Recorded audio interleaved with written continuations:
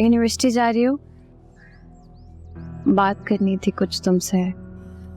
मैं बिजी हूँ। क्यों अवॉइड कर रही हो मुझे? कोई बात है तुम्हारे दिल में मुझे लेकर? ऐसा कुछ नहीं है। मुझसे बात क्यों नहीं करती?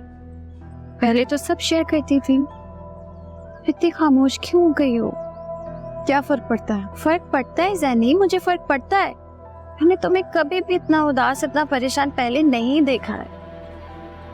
तो हमेशा ही खुश रहती हो, मुस्कुराती रहती हो। क्यों उदासी की चादर ओढ़ ली है तुमने? चलो, तुम्हें नजर तो आया। इसका तो यही मतलब हुआ कि कोई बात है जिसने तुम्हें परेशान किया हुआ है। क्या उस परेशानी की वजह मैं हूँ ज़ैनी? वजह अगर तुम नहीं भी होती ना ज़ारा, तो तुम ही होती। क्या मतलब है इस बात का ज़ैनी? क्या किया मैंने? कुछ नहीं, तुम रिलैक्स रहो। मैं ऐसा कैसे कर सकती हूँ ज़ैनी? कोई बात है तो बताओ मुझे, साथ में कुछ बात करूँ उससे। वो क्या कहेगा? उसके पास कहने के लिए कुछ नहीं है, और अगर कुछ होता भी ना तो वो मुझसे बात नहीं करता। आते हैं ना ज़ैनी तुम्हारे लिए, क्यों नहीं पूछ लेती उससे? मेरे लिए? साथ मेरे लिए नहीं आता यहाँ पर। उसे तो याद भी नहीं है कि इस घर में कोई और भी है जो उसका इंतजार करता है।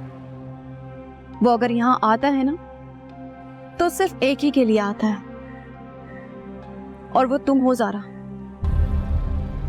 वो सिर्फ तुमसे बात करने के लिए यहाँ आता है। उसे मेरी जरूरत नहीं है, उसे कभी मेरी जरूरत थी ही नहीं।